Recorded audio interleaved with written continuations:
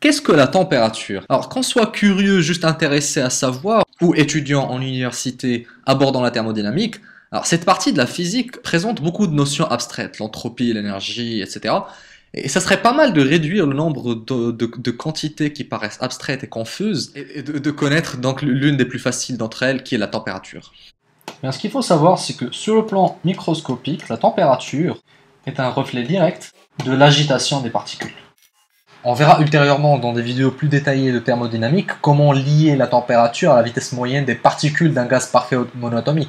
Mais le but de la vidéo d'aujourd'hui, c'est vraiment d'avoir une première intuition pour visualiser et sentir ce que c'est que la température, qu'est-ce qu'un corps chaud, qu'est-ce qu'un corps froid, comment du point de vue microscopique on arrive à sentir qu'un corps est chaud ou qu'un corps est froid, et comment au contact de deux corps, le corps chaud va chauffer le corps froid et le corps froid va refroidir le corps chaud. Imaginons donc un corps solide chaud et un autre froid, en nous rappelant de cette idée de base qui lie de façon mécanique la température à l'agitation des particules. Un zoom sur chacun des deux corps devra donc donner sur le plan microscopique, si on va jusqu'au niveau des atomes, une structure atomique bleue pour le corps froid qui est en agitation lente, et du côté du corps chaud, des atomes en agitation rapide qu'on va représenter en rouge. Imaginons maintenant qu'on mette les deux corps en contact. On sait très bien que ce qui va se passer, c'est que le corps froid va être chauffé par le corps chaud. De même, le corps chaud va être un peu refroidi par le corps froid. Et il commencera à y avoir une uniformisation de température au niveau de l'interface. Le bleu gagne du rouge, et le rouge gagnera du bleu, en représentant le chaud par le rouge, et le froid par le bleu. Alors ceci est évident et très intuitif, mais on peut se demander en quoi ça illustre le fait que la température est une mesure de l'agitation des particules. Bien parce que cette façon simple de voir la température comme une agitation permet d'expliquer par les chocs mécaniques entre les atomes de chacun des deux matériaux comment la température et donc l'agitation thermique va s'uniformiser entre les deux. Intéressons-nous alors aux atomes de surface.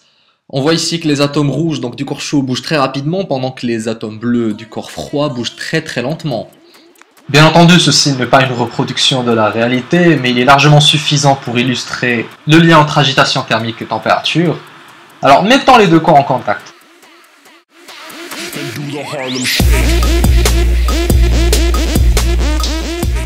Par des chocs successifs, une vitesse intermédiaire s'installe entre les deux. Alors, d'une manière plus sérieuse, cette interprétation mécanique de la température a l'avantage de nous donner une très très bonne intuition des choses. Et là, je donne un exemple radicalement différent d'une résistance Traversée par un courant électrique.